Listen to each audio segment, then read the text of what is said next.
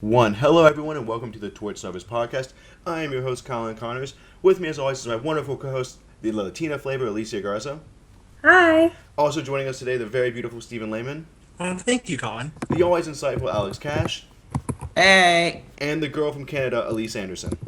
Hello. Alright, so we got a whole bunch of stuff to talk about tonight. Everyone here basically seems to be super elated or super depressed. I mean, Savage leaving, no one saw that coming. But before we delve into that, we got a bunch of stuff we got to talk about. Because, I mean, there's still a whole nother game to be played. How many people? There's like 11 people left, okay, guys? So, calm down, calm your tits. We got a lot to analyze. So, I will say this, though. If Savage leaving, I do have to throw away the first, 4 notes that I have because we were given more of Savage's kind of movie confessionals. Actually, never mind. I want to talk about this, and I want to talk to this with someone like Elise because I know you're at least somewhat unbiased, okay? Why was Savage given such kind of like a strong confessionals for someone to be idled out, where in the past it's been like invisible people that have been idled out? You say I'm somewhat unbiased? Unbiased. Well, I mean, it's everyone here either hates or loves Savage, but I figure you're the most. I hate Savage! You hate Savage. With a passion, bro. Well, I'll hear for you. Why was he given so many confessionals where other people that are idled out hardly ever get any? Well, I think a lot of it had to do with what tribe he was on, especially when he was, with the drama with Tasha and Abby and that whole tribe. They were constantly losing. He comes to a new tribe, he's constantly losing on the bottom. I think that's why he got so many confessionals, and he was part of the main alliance, and they all have gotten quite a few. Like, we see Steven, Jeremy, Tasha, all getting quite a few confessionals. So I think it was just his placement in the game, and I think it was good because we didn't see it coming, really. It made it a lot more unexpected. Okay, fair. Now, Alicia, you love Savage. Do you have any other reason why maybe Savage was given so many damn confessionals? I think it's partly because he's very well spoken. Obviously, he's a lawyer, so he speaks for a living. I think another part of it is he actually received his redemption, and I think people that are trying to redeem themselves are getting a better edit this season than those that aren't. And so because he did finally get to the jury and wasn't first out at merge, and he was blindsided in combination with that, it made him a character that we were all should have been more invested in. Maybe. Well, I will say I don't hate Savage with any near as much ferocity as everyone else does, but that's a whole nother subject. Okay, so Steven, also early on we were given kind of this Sierra Steven dynamic, in which it was basically just a whole little segment on how much they have to get rid of Joe. So my question to you is that actually going to become a long-term strategy, or is everyone going to stick to their guns even because Savage was just blindsided? I think, well, at first I thought it was a death knell for Steven. I thought that was Steven's screwed. But I think this might turn into a long-term plot. I would hope it does. It might just be, hey, maybe Joe is gone next. Maybe Joe. I feel like it's going to be, it is going to be something. It's not just going to fade out and be like, oh, what's a blip in the radar, and it goes away. So. Yeah. Well, and speaking on that, Alex, I do want to jump to you. Yes, Savage was idled out, but if Savage wasn't idled out, he would have voted in the majority, and Wentworth would have gone home, which means that the Joe, Savage, Jeremy alliance is actually pretty darn successful for bro alliances, because normally bro alliances fail right off the bat. I mean, when I think bro alliances, I think, Shannon being voted out second in Survivor Nicaragua. I would just like to say that I told everyone that they would stick together because they had such mutual respect for each other, and none of y'all agreed with me, and I'm just saying they were bros until the end. Bros until we are far from I'm the just end. saying. Okay, we are far from the end. Now, I believe I asked that question to Alex, and then Elise can jump in. Okay, I didn't know it was a question, but I will respond nevertheless. Okay. It's essentially... It's all down to the metagame and countering the metagame. Everyone knows that the bro alliances turn on each other, which is exactly why it's working now, because it's a unique situation where there are enough challenge threats that nobody really stands out. Like, typically, an alliance between Jeremy and Steven would never work simply because they're at cross purposes, and we see them being at cross purposes with each other. But they have enough in common on a season like this to make it work. Very good point, very good point. And Elise, you want to jump in? On the topic of like how the bro alliances usually get each other out and don't really stick together, I want to point out that on the opposite side of the spectrum, we have the female group of Wentworth, Cass, well, formerly Cass, Sierra, and Abby, who are sticking together, which is another rare thing. We haven't really seen that since the Black Widow Brigade. They may be on the bottom, but it's interesting that it's divided in gender lines. And actually, I'm very, very glad you brought that up, because this is something I made a note of, which I haven't heard anyone else talk about, which is we actually got, some semblance that Sierra and Kelly are extremely, extremely close. However, I don't think there's been a single damn confessional where Kelly's been like, Sierra's my girl, she's fantastic, I love her, I want to blah, blah, blah. So are we not getting those confessionals because they're not relevant to the story, or maybe because their little girls' alliance is actually just temporary? I think it's neither. Neither? Okay. I think Kelly Wentworth is really out to play a game for herself this season. And so for right now, she's bonding with Sierra because she's an underdog and so is Sierra. But I think ultimately Kelly is realizing that there, again, is only one winner of Survivor, and she's just trying to position herself to be able to beat. So basically, you don't think it's the second coming of the Black Widow Brigade. You think it's the same thing as always, where it's, hey, we're the three on the bottom, we have to protect our butts. Yeah. Okay. Very fair. Very fair. Okay. So then we actually got one of the first rewards challenges I think we've seen in quite some time. I know everyone here, okay, we like rewards, right? As long as they're sparse. No one here wants to diss reward challenges? I love reward challenges. Okay, Alicia loves reward challenges, and she's also the only one contributing, so thank you. Okay, Steven, what'd you None want? can compare to the 7-Up Oasis, but, I like reward challenges a lot. I prefer if they were individual. I think that's more fun, and they have to pick people. But I still like reward challenges nonetheless. So. Okay. But did we actually like this one? Did we find it entertaining? Alex, go ahead. Well, I found it entertaining that in a season that is all of the, like, every All-Star season, when it's 100% All-Stars, the challenges are also 100% retreads, except for this one. Because, like it was a fun challenge. We've seen the colored cube thing before several times, sometimes it's duels, and we've seen the paddle crisscross and run into each other thing back in Cagayan, but this is a new combination, so technically it's a new challenge. It's not a retread. And that was interesting to see. So you don't think we spent too much time on it? I always think we spend too much time on the challenges. I think they should be limited to 5 minutes, 6 minutes tops. What? But Does anyone disagree? Oh, okay, go at it. I just think, it's one of the most exciting parts of their experience out in Survivor is the challenges.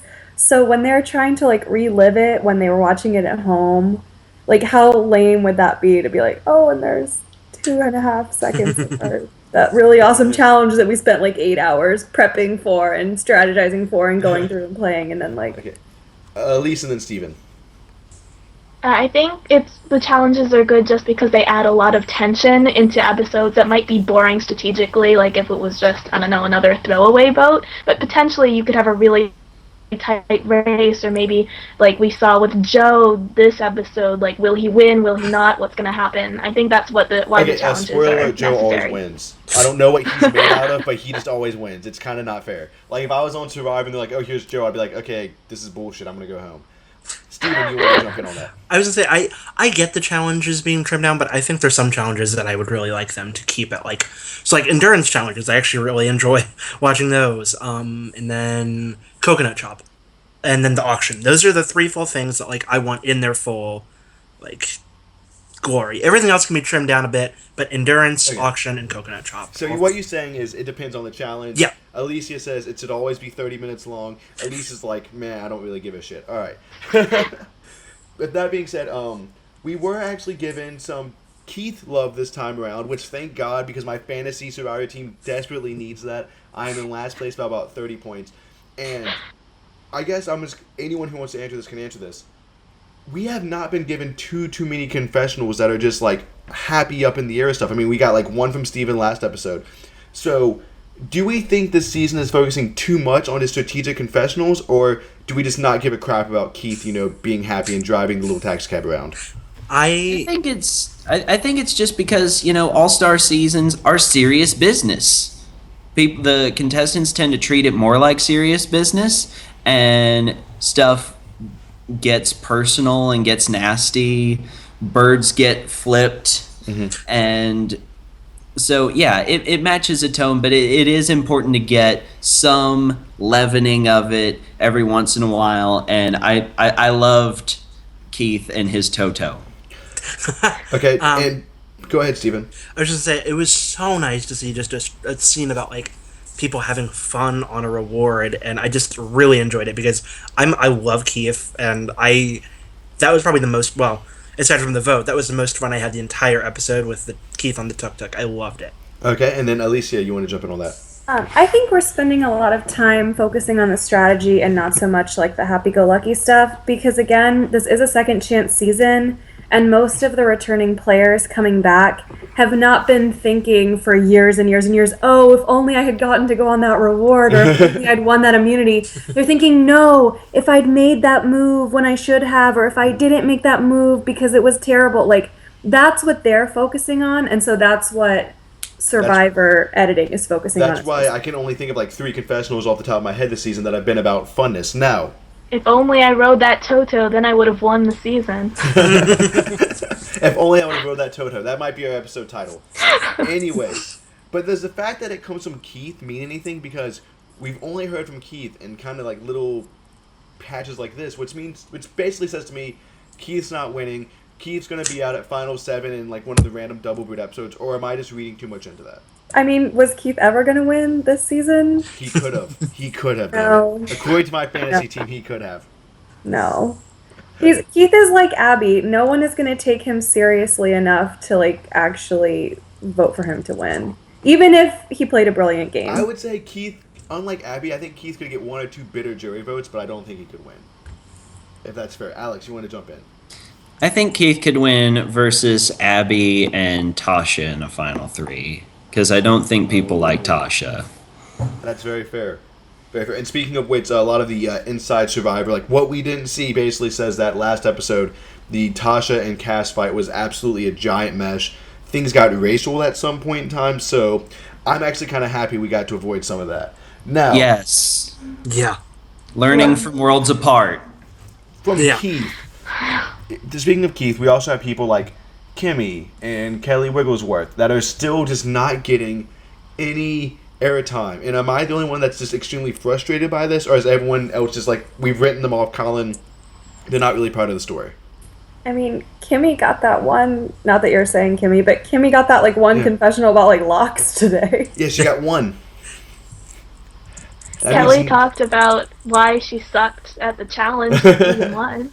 Oh, I'm still sad we didn't get a confessional from her. I'm mad at the editors. Like, she is your OG returning player, and you don't give her the respect she deserves. Like, I mean, I guess Probst has pointed out more challenges that she like had participated in the past than he has for other players. So at least they're giving her little nods, but they're not It nods in the also form of depends confessional what she's respect. putting in her confessionals. Like, that's Exactly. what a lot of people are wondering is, did she just not care?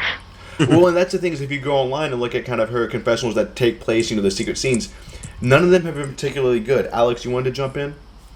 I wanted to say that, yeah, it's a matter of giving the producers, quality material, and by quality material, I mean things that they would find quality, not necessarily, because I might find it more fascinating than they do. But anyway, Kelly and Kimmy have...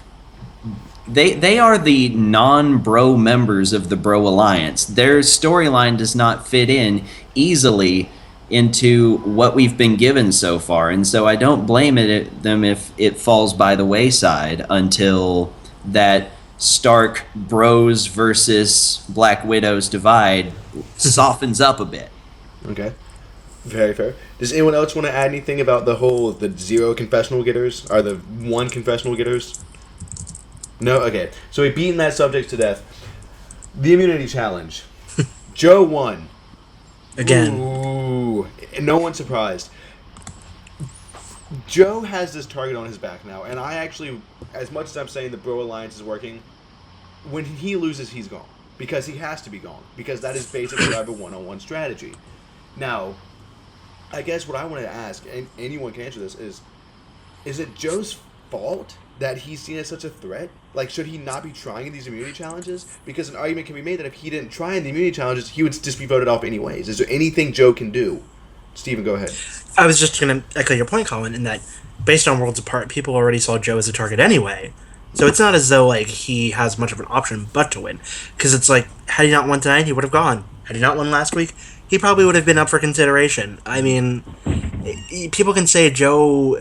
I do think Joe does sometimes do it to himself, though, in that he does, like, paint himself into the corner of needing to win challenges. Mm-hmm. But I feel like he needs to work a little more, I guess, on, like, being, like, friendly with people. I don't know. Because I love Joe, but it's just... I don't know. I need more... I don't even know how to explain it, but, like, basically... Well, he's too perfect. He's too perfect, and he should know that he's too perfect. Alicia, you want to say something? Yeah, but he can't help that he was born so perfect. Like, there's nothing he can really do about that. Well, I was going to say, if I'm on that island and it's like me and I'm playing this game, I'm like, hey, Steven, voting out that guy that all the girls are paying attention to. This is shenanigans. Okay, Yeah, and Alex. good luck, because all the girls won't want to do it. Oh, they will, because they want to win. Go ahead, Alex. Yeah, I think Joe has no option but to win simply because he cannot really do a good job of concealing it. Like, if you're a strong guy, then you look like a strong guy. There is no right way to look like a smart guy. I mean, you can wear glasses and be dumb, and you can have a southern accent and be a genius. But you can't really conceal challengeability. So he has to lay it out on the line or it looks bad. Fair. Elise, you want to say something? And like, I get that some people argue, sure, it's bad that he's like building all these like hammocks for people and making a big threat, but like, what is he supposed to do? Is he supposed to be like Jean Robert and be like, I'm just gonna laze around until like merge? Well, and I think that's one could argue if there was a flaw of Survivor, and I mean, I actually don't really think there necessarily is one, is that someone like Joe basically gets a free pass until the merge, but then once he hits the merge, he's screwed. Like, no one would ever consider ever taking him to the end. I even think Survivor, Africa, Ethan and Lex would be like, screw that, we're getting rid of Joe. So there's no way Joe can win. Alicia, you want to say something? Let's go back to Steven Fishback's original season, Tocantins, and is JT not an extremely comparable person to Joe? Golden boy, very likable and trustworthy, and a challenge beast? I think that's a fair point, but Steven's going to rebuttal, and then I'm going to rebuttal. I was just going to say real quick, the thing with Tocantins is that, like, as much as I love that entire cast, it sort of felt like everyone, with the exception of Steven Fishback, was playing for JT to win come the merge. They're like, I love JT so much, he's so great, I've got to take him to the end with me. And it's like, Joe, as great as he is, no one feels that much of a connection. Probably because they saw JT win Tocantins and they were like, oh shit. So basically, Steven, what you're saying is that JT was basically the Alicia of Survivor Chronicles 6, where everyone was like, oh, I want to take him to the end, clearly. Like, I don't have to do anything. Yeah. Okay, so... And we have confused most of our listeners. Yeah. Confused most of our listeners, but I wanted to take a little jab at our wonderful co-host, Alicia Garza. There was no job. I won. I won Survivor. You won because everyone was playing for you Survivor. to win, besides me. And I beat you. Besides me. But before we continue onward with Joe, or I guess, yeah. So going back to the challenge that he won, was anyone else kind of irritated that it was yet another ball balancing challenge for the second week in a row? I think that's actually... Yeah, go ahead, Steven. I would have been had we not gotten inappropriate Probst commentary. Had we not gotten, like, just really poor Probst lines of so-and-so's balls moving around. Yeah. Joe's balls are moving around Joe's mouth in a circular mash. Joe's balls hold the future of his family. You know what? I have the mind of a 13-year-old boy, and I'm really upset that I didn't pick up on any of that. Where was I? There was a lot of really Probst have the ball mind of a jokes. 13-year-old boy. There was a lot of Probst ball jokes, and I admittedly chuckled at about all of them. Yeah. There's a fly on Joe's balls. Yeah. But still, it was another ball balancing. I agree that I'm not a big fan of the ball balancing. I know why they're doing it to try to even it out, but it is kind of funny how the reason why they even out the challenges is so that way the small girls have a chance, but yet still Joe, the big guy, is still winning all the challenges. Wasn't Elise? Kimby the... I think if they're gonna... Go ahead, Elise. I said if they're like, I don't mind them doing more balanced challenges just to even it up, but there's a bunch of other ones that they could do that's not like the same thing. Like they could do like Survivor China, the one that Courtney won out of nowhere, the balancing on a barrel, the hanging on to like the pole or something like that. That's more. I mean, next week they're doing the balancing one that Wu won his season. Like it's just they're doing a lot of balancing. And like I said, I think it's that's to try to make it fair, but the big alpha males are still winning it all. Alex, you want to jump in? Yeah, I think part of the reason, like it's not just that the alpha males are winning; it's that the same person wins the different challenges because they test the same type of skills. So many different kinds of immunity challenges have been written off at this point because they're biased. That if you run the same kind of challenge multiple times in a row, you're going to get the same winner. So I think there's an argument to be made to never have 2 endurance challenges in a row and to have some of them be obstacle courses and have some of them be, old-fashioned stuff like trivia. Well, and I agree with you, and I would also say that, there's a lot of people that say, like, well, these balance challenges, when you're going across the beams, those are actually, easier for women. But the digging stuff, that's easier for men. So I'm like, why don't you just combine them both in a challenge, and you try to balance it out as much as possible, then you end it with a puzzle. That's excellent. Yeah. I love that. But then that would be the same challenge over and over again, and Joe would still win it, so it doesn't matter. Because Joe's going to win them all. I don't even know why we do this podcast. Joe's got this. Okay. All that being said, even though we all love Joe to an extent, Joe's like that hot guy who you kind of want to hate, but he has that great personality, so you're like, crap, I actually like Joe. One person out there in particular is putting his whole game and all of his eggs in to get rid of Joe Baskin. And Steven, you're the expert on Stevens. How is this not just a horrible, horrible, horrible way to play, to put all your focus on just getting out one person and not to be malleable at all? As another Steven, no. I think when you focus your efforts on one person, I think to a degree it makes sense because you might be able to galvanize other people. But I think once you realize folks aren't, taking it, you got to shift elsewhere because if you focus too much on it, it's going to be your undoing. And it was very nearly the case for Fishback tonight, Exactly. which I'm glad it wasn't. But and I've always said, like, even if you can get everyone to vote off one person, normally you blow your load. And then, you get voted out next. Alicia, you want to say something, and then Elise. But let me remind you of things that I have said multiple times already this podcast. A, it's a Survivor Second Chances season. Okay. And Steven can see Joe as JT, much like I just did. So, of course, he has been haunted by not getting out the likable super threat. And so that is where his mind has been obsessed for the past few years. Okay, and that's very fair. Elise, you want to say something? It pains me to say it because Steven's my winner pick, but I feel like Steven is, like, as much as he can say he is, he's not playing to win, he's playing to lose in a way that's different than the last time he's lost. He's just so paranoid about not doing the same mistake that it's going to screw him over, just in a different way. Yeah. And I guess what confuses me is Steven is this, like, great Survivor analyst and great Survivor strategist blogger. But hasn't he not seen that, yes, JT won his season, but basically ever since then, a JT has not come remotely close at all to winning the season? An argument could be made for Mike, but besides that, the likable person has never won. I mean, we had Tony win, for gosh darn sake. Okay. Now, let's continue on. The next thing I wanted to talk about was Jeremy. What the heck is going on with his edit? And also, did anyone else forget that he had an idol up until the part where the camera said, if anyone has an idol, now's the time to play? Yeah. Okay, Alex, what's going on with Jeremy? I don't really know what exactly is going on with Jeremy because we haven't really been given the opportunity, at least this episode, to really check in with him. It was such a lopsided episode. The entire arc of the episode was Steven tries to get out Joe, which of course means that Joe must win immunity, if not only just because Joe is Joe, but also because the entire storyline is if he doesn't win immunity, he's going home. And so that sets up Steven for a blindside, and then Jeremy pops up out of nowhere and just waves it away like, no, we're not doing that, and it collapses. So Jeremy has control. Yeah, we're being shown Jeremy has control, but it's not overbearing. Like, because he does have a tendency to be overbearing. So that might actually, be good for his chances edit wise. That he's not being shoved in our faces in the early merge like he was during his last time.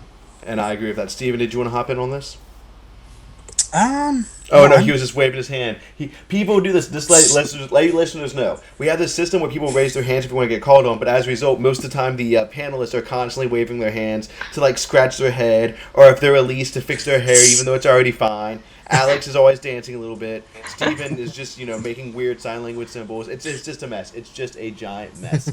Okay, with all that stuff out of the way, let's get to the part that Elise and Steven and Alex love and Alicia actually hates. And Elise, you've been good, so I'm going to let you narrate your feelings of just exuberation as Kelly Wentworth played her hidden immunity idol damn near perfectly and idled out Savage. But I also want you to talk about the larger implications you think that are going to come from this move. The floor is yours. Oh my god, it was just so beautiful. Like, I remember the first episode seeing Kelly get that idol, and we've seen, like you mentioned, so much more of her having the idol than Jeremy. And just to have the payoff be so great. You see Wentworth, like last week, they split the vote. This one, for some reason, they didn't. Wentworth. And then instead of going for anyone else, they go straight for Savage, and it's glorious. I couldn't have asked for anything better. Except for Cass still being in the game. But. Well, I guess here's the thing, though. I'm left with a lot of questions about that. I'm not just like, oh, it's happy, it's over with. Because to me, there's a lot to discuss. Now, I'm gonna stay with you, Elise. Why the hell was it Savage? I think, well, we saw Sierra and Savage having a great deal of conflict within the past few weeks. So I think Sierra wanted to influence that vote. I know Kelly just wanted all of them to vote together, which makes sense. Don't want them splitting off again. And he's part of the core group. I think arguably it makes more sense knowing what we know to aim for like someone like Jeremy, but they don't know that. Jeremy's playing a lot more subtly. Savage is a lot more out in the open. He's the one who's like has the connection with Joe and Jeremy, and they can see in the middle. So I think it makes sense. So you think maybe they thought they can grab Joe now? Maybe he did approach them for something, so... Very interesting. Alex, you want to jump in on this? Yeah, I think they got rid of Savage for the same reason that Malcolm and the other two amigos, whose names I can't remember right now, because fuck them, got rid of Philip. Because he is the self-proclaimed and self-evident leader of the Alliance. He may be easier to bring to the end and win against, but he's so obnoxious, and because I think at the very least to them, they could not stand him. And also, he is so evidently never, ever, ever even going to consider working with you, that if you get rid of him, you've gotten rid of an inflexible piece of the game, and you can bend it more to your will. Very good. I like that assessment. I think that's a pretty rock solid idea why they would want to get rid of Savage. And also, I did like pointing out, because I actually forgot that Sierra and Savage, had been butting heads a whole bunch. But here's the other big question. Steven, why wouldn't you split the votes? Why? What could possibly... I guess we have an answer yet. I think because they probably operated under the assumption that if there was in fact going to be an idol played, it would have been played at the previous vote. And I guess they operated. I'm not saying it's all stars, Stephen. Colin, I'm not saying it's not stupid. Yeah. I'm just saying that's probably the line of thought they went down. In that, like, if they had an idol, it would have been played last week. But obviously, it wasn't the case. So, I mean, Elise, you want to say something? Because I'm perplexed. Well, we don't know exactly how solid everyone thought this vote was going to be, seeing as we saw Joe and Steven going after each other already. We know that everyone ended up voting for Wentworth, but for all we know, maybe like they were worried if Joe would go and vote Steven, if they had got some votes, or maybe things were going up in the air. It might not have been as solid of a group as we saw. And Well, and I actually think that's the most logical reason is that I could picture Jeremy saying, you know what, guys? Instead of trying to do anything crazy to where, hey, Steven, Joe can't come after you because we're all voting for Wentworth. Hey, Joe, Steven can't come after you because we're voting for Wentworth. Alex, did you want to jump in? Yeah, because the last vote was very much in danger of pulling a JT, and not JT as in going to the end and winning perfectly, and not JT as in giving the idol away, but JT as in ruining a split vote. Because Spencer was almost in a position to do it, and I bet they sensed that, even if they didn't fully figure it out, and were like, this coalition is not stable enough to really have a split vote be 100% certain, so let's just pile it on and cross our fingers. There's also Keith has a connection with Wentworth from previous season, so... So, let's get our tinfoil hats on. Everyone got them on? Everyone put your tinfoil hat on. Okay, at least Alex is attempting to put his tinfoil hat on. Elise gave me a thumbs up. Okay. Alicia, you're not going to be asked this question because you didn't put a tinfoil hat on. Steven. I'm still waiting to answer the Savage question, but okay, continue. Okay. Well, I'll let you talk about the Savage in a little bit after you get your tinfoil hat on. But, Steven, did someone tell Wentworth, i.e. Joe, that she was getting all the votes tonight? Are we going to wake up tomorrow to find out that Joe said blah, blah, blah, blah, blah? Is that what happened, or did Kelly just pull an amazing idol play out of her butt? I don't think anyone told her. I think at that point, it's a 50-50 shot between her and Sierra. And so I think it's it's a pretty safe bet. It's me or her, and if they're voting for me, why the hell not? So I don't think it was. I think it was her intuition, but I also think it was pretty. They did a bad job of covering it up as well, I think. Okay. So anyone else want to chime in on that? I'm waiting for Alicia to put her tinfoil hat on. Elise, you want to say something? Well, we did see Joe say, well, the fishback plan is off, so now it's you or her, which I think was a mistake. If they were careful, they would have just been, yeah, it's totally still Steven, and gave them an alternate option. But they had to know, at the very least, 50% shot. It's better to play it and stay in the game, even if the votes were all Sierra, than go home with it in your pocket. Very fair. And I definitely feel like on this second chance, imagine going home on your second chance with an idol in your pocket. You could not live that down. So I guess it does make sense for Kelly Wentworth to play it. Now, here's where I'm going to poop all over all of you people that love the fact that Savage is gone. There is absolutely no way that Sierra or Abby or Wentworth is going to make it that much farther into this game. Yeah. They might move and vote out Joe. They might make a move and vote out Steven. But I really do feel like all this did was prolong the inevitable. And if anything, what I actually think this might have happened is I could picture Steven and Joe being like, you know what, we're throwing the guns down just for a round or two because these girls have got to go. Anyone want to argue with that or agree with that? I agree with it. It's what I was going to bring up. Yeah, I was just going to say, as awesome and exciting and as great TV and as storyline satisfying as that was, it's not going to change anything. I mean, it's still what? Now it's 8-3. Yeah, exactly. It's 8-3. It's not like it was, 4-3, and now it's no, it's still a huge, almost insurmountable, feat they have to overcome. Yeah. It's all and very much, Alex, you said it was very much like Eddie and Reynolds and Malcolm voting out Philip. I think it's going to be the same thing. Where the three amigos basically just got decimated one after the other, but they kept Eddie alive, so they could blindside a few other people. They might keep Abby alive so they can blindside Joe or Steven or any of that other good stuff. So, with all of that being said, does anyone have any other comments they would like to make about Tribal Council? Because I do have one other big point I want to get to tonight. Why am I not being called on to talk about Savage? You didn't put on your tinfoil hat. I did. Oh, I didn't see it. My bad. Okay, go ahead and talk about Savage. Hello? I'm very angry at you. Okay. No, actually, you know what? I'm just not going to say anything because I had some interesting things to say, but I don't feel like sharing because I'm pissed. Well, I'm sorry about that. I I didn't see you put on your tinfoil hat, and then I did have to move on. But if you don't want to say anything, that's fine, because there is another big thing I wanted to get to tonight. So, first off, everyone enjoyed Andrew Savage flipping everyone off, right?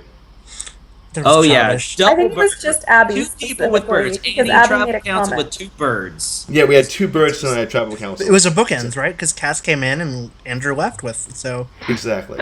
And Alicia just said, what was that? That it was childish? And that was me. Oh, that was you? Okay. I mean, it's Abby Maria. Like, of course she's going to make a comment like that. I love her, Yeah. but, like... When Abby also made that comment to Stephen about, like, when Stephen was like, I'm sad, and Abby was like, well, don't be. Thanks, Abby. Way to help the conversation out. Okay, now, for anybody that watches the Ponderosa videos, we already have Chaos Cast saying, I'm the queen of the jury. I'm going to manipulate everyone on the jury to do my biddings. As Survivor superfans, we all have mixed feelings about the role Ponderosa and jury sequestrament should play in the whole, voting for a winner. There's the argument that Coach would have won Survivor South Pacific had, the Savahi people are not all work together. It's okay, Stephen, I do agree with you on that. I do think an argument can be made for jury sequestering, but I also think that, everyone knows the jury is going to be there together, so that should play into the game. But should CBS at least maybe try to mitigate or step in on Cass flat out saying, like, I'm going to control the jury, blah, blah, blah?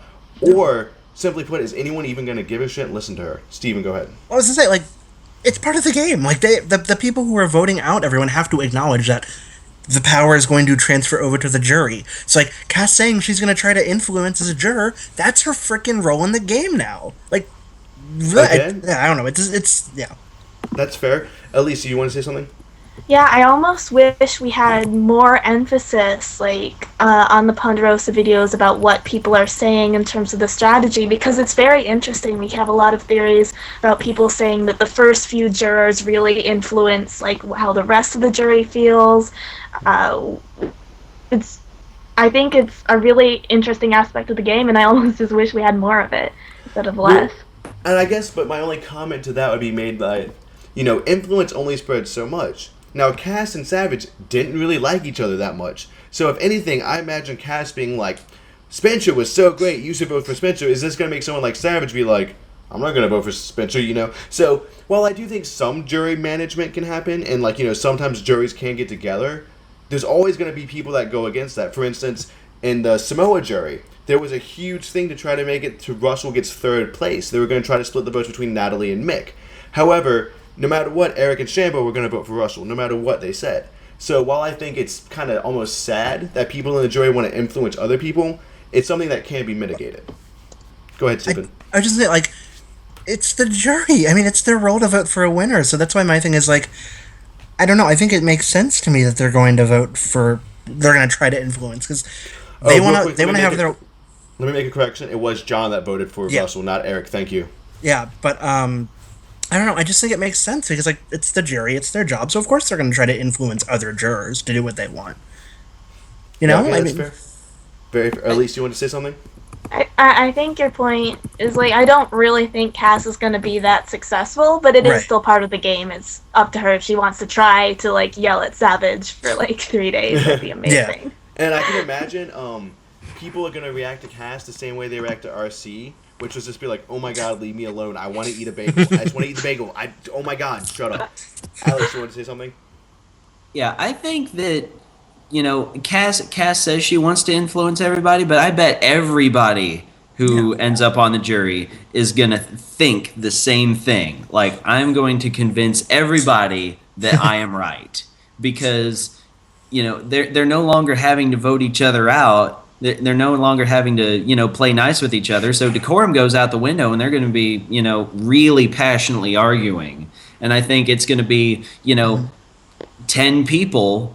Hopefully it's not 9. Hopefully we don't get a Final Four this season. 10 people all, trying to convince each other, and none of them really listening. So that's going to be fun. That is going to be fun. Okay, so before we wrap things up, let's take a moment and dedicate tonight's episode to Alicia's heart, as it has now been stomped on because Andrew Savage is out of the game. How do you know? You don't know what I'm feeling because I didn't get to talk about it earlier. So you have literally no fucking idea. Andrew Savage was your winner pick, though. Am I? But you have no idea what I know you're sad. You loved Andrew, you loved LJ, and they both will not be winning. Oh my god, LJ! How could you? I forgot about LJ. I love LJ. And you also What's love Whisper? Malcolm and Ozzy. And Alicia, I will look you right in the eyes and tell you they will never win Survivor either. So anyways, tonight we lay rest to Alicia's heart. And we dedicate tonight's episode to that. And now, is there any soapbox or any final words, anything anybody would like to say before we end? At least Andrew Savage made jury. And that is a perfect way to end it. I want to thank Steven. I want to thank Elise. I want to thank Alex. I want to thank my wonderful, salty co-host, Alicia Garza, for joining us tonight. Have a wonderful evening, everybody. Bye. Bye. Bye. Bye.